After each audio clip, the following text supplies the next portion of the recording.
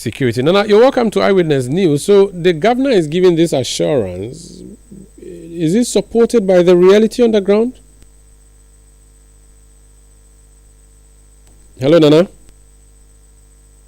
Nana, can you hear me? I'm afraid I do not have Nana Moisi. We'll try and re-establish connection with him. This is Eyewitness News on 97.3 City FM. We are coming to you from our studios in Accra, and I am Umaru Sandamad here with Eno Safo, talking about the issues happening abroad between Iran and Israel. Let me bring you a story from our foreign minister, the Honorable Samuel Okudzeto Ablakwa. Is appealing, or the ministry rather, is appealing for logistical support to assist in the emergency evacuation of Ghanaian nationals from Iran following heightened tensions and escalating conflict between Iran and Israel. Let's listen to the minister, the Honorable Samuel Okudzeto Ablakwa, who was speaking at the Ghana-European Union Partnership Dialogue in Accra. We continue to encourage dialogue with the EU to discuss alternatives to detention and the need for humane reception systems that do not criminalize migration. We also call for enhanced support for stranded migrants, particularly victims of trafficking and those affected by irregular migration attempts. That is why, as a ministry, we are also prioritizing labor mobility agreements to bring the whole migration issue under a regulatory framework. Distinguished ladies and gentlemen, we also appeal for your support in terms of logistics as we currently continue with our evacuation of Ghanaians in Iran and Israel following the unfortunate conflict that has erupted over the last few days. That's our Foreign Affairs Minister, Samuel Okudzeto Ablakwa. Let me go back on the phone line. Nana Moisi, can you hear me, sir? Yes, I can hear you, please. Great. So my question is, the BOG boss has given an assurance to the citizenry.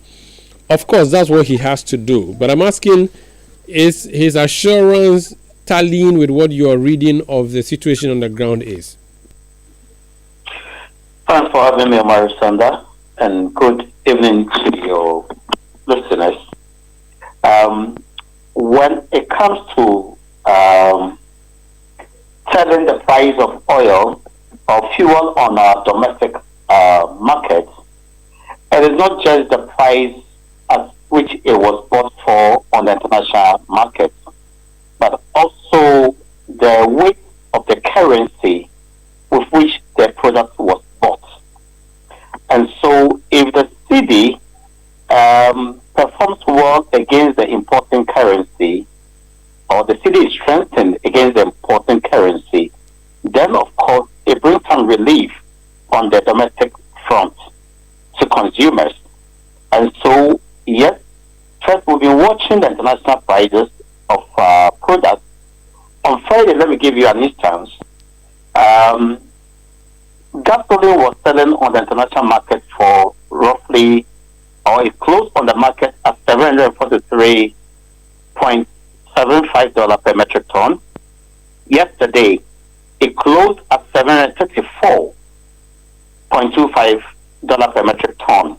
And so, even though there is that tension on the international front, the price of gasoline on the market reduced or came down. Okay, so we're watching today what price will close at 8 p.m. today. So price has been quite stable when it comes to finished products on the international market. I suspect that the comfort the BOG boss is giving us may be stemming from its understanding of how the cedi will perform against the US dollar within this window or for the next 2 weeks, which will tell how much we'll sell our products for on our market. And so on the world market, it doesn't look bad. And I suspect, like I said, that the BOG guys will work to strengthen the cedi against the dollar. So that even in the instance that international price goes up, if the cedi is strengthened against the dollar, it will cancel, that risk will be cancelled out. And so we'll have some stability in prices in the next window.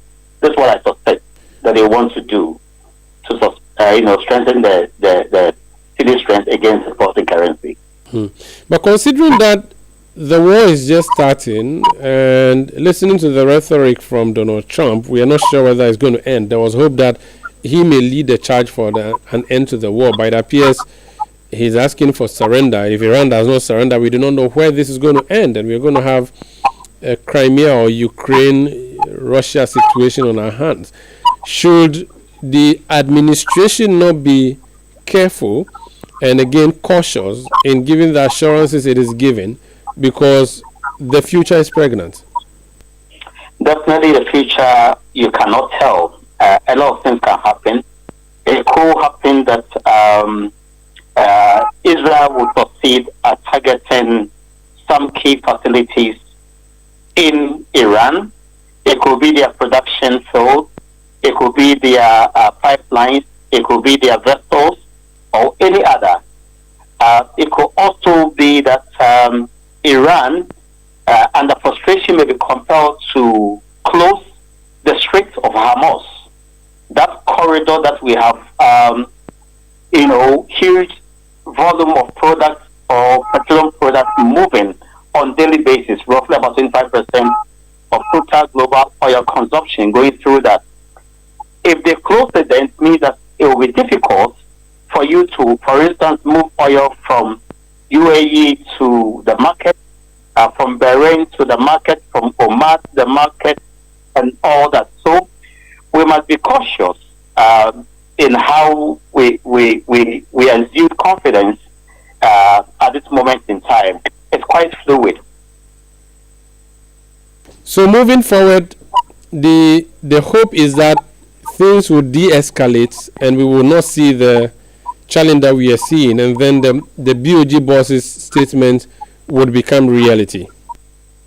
Yes, if it does de-escalate, then of course we may get some relief from the international front in terms of prices, and if they work to strengthen the cities against the dollar, then that's another gain that we have there as a country. We only pray that the tension does not escalate and doesn't draw other people to be involved in this, because that jurisdiction that we are having this problem is quite critical to the supply of oil to the international markets. So let's pray for that. The 1 cedi levy has not been implemented. It has been postponed by the government for the second time. If the government keeps playing the wait and see game, and considering that things usually go up and they don't come down, do you foresee this 1 cedi levy being implemented eventually? It will be difficult. I am not sure Ghanaians will want to see a government that promised to ensure that taxes levies are reduced. We want to introduce one that will immediately increase price of fuel for them and bring discomfort to them. So I was glad when I saw the last time that they pulled it off or suspended that. That's the smart approach. But if they do, then of course they are losing the goodwill of Ghanaians. They must be well calculated in their approach if they have to do it at all. They should look at an instance or a window where prices on the world market is boding well for consumers, and where the foreign exposure is also positive for us. And so that may show that price may come down in the long run at the pump. And if that's going to happen, then they could be tempted to introduce that so that we have rather stability in terms of price than to see a price adjustment upward. That will not bode well for them. Thank you for speaking to us. Thanks for having me. That's Nana Moisi the 7th. He's Executive Director of the Institute for